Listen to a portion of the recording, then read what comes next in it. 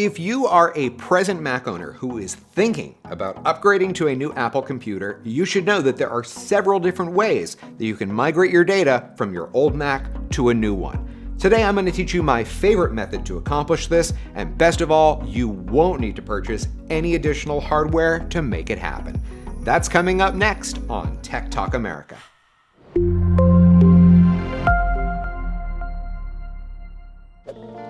There are 5 different ways that you can migrate your data from an old Mac to a new one.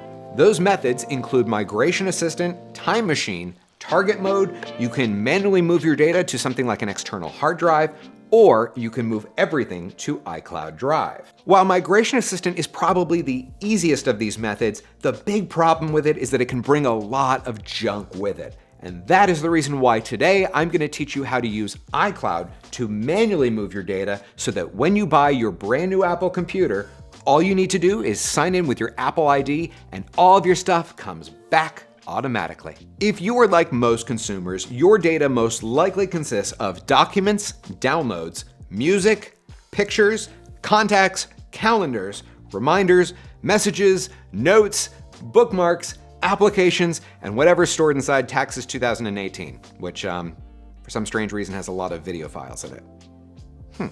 Before we go over how to make the most out of iCloud Drive, let's review the settings that you're going to need to enable in order to use this method to move your data. If you are following along at home, I want you to go to the Apple icon at the top left and click into System Preferences. Now let's click on Apple ID, and then we're going to click on iCloud. The iCloud Drive feature is right here at the top. As you can see here, I have pretty much everything in this list selected. So that by itself is going to protect a lot of your data, but not everything. Let's now click on Options next to iCloud Drive, and here at the top is the option to move your documents and anything you have in the desktop to iCloud. If you open up a Finder window, you should now see iCloud Drive here on the side. So anything that you move inside that location will be automatically uploaded to iCloud. One of the areas of user data that is by default outside of iCloud's grasp, for some reason, is the music folder. So if you have songs that you have downloaded over the years, and that goes especially for any songs that you have downloaded from CDs, what I strongly recommend you do is move the music folder inside of iCloud Drive. Now, just as a reminder, when you get your new Apple computer, that folder of data will still be there, but you are going to need to link it up with the music app. If you need instructions on how to do that, I will be happy to put them down below in the video description. Another folder you might want to consider moving into iCloud Drive is the Downloads folder. Now, just as a side note, for any of you out there who happen to have multiple Apple computers, you might want to consider doing this as a permanent solution. I mean, how many times have you gone looking for a file that you downloaded and realized it's in the Downloads folder on the other computer? So if you just change the Downloads folder to iCloud, that way both computers can download to the same location.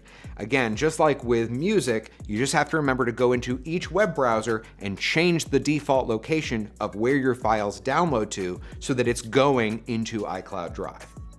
When it comes to transferring apps, anything you downloaded from the App Store can be easily re-downloaded just simply after you sign in with your Apple ID. That means the only apps that you need to be concerned about moving are those that were downloaded from the web or any serialized products that require license codes to work. Examples of this would include Microsoft Office, QUICKEN, QUICKBOOKS, and basically anything by Adobe. If by chance you are one of those people who cannot live without Microsoft Office and you're not so thrilled about having to pay $100 a year for Microsoft 365, I have another solution I wanted to throw out there to you. You can get the 2019 version of Microsoft Office without a subscription.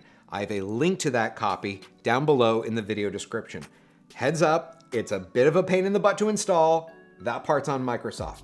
If you'd like to see a tutorial on how to install it, let me know about it down below in the comments section.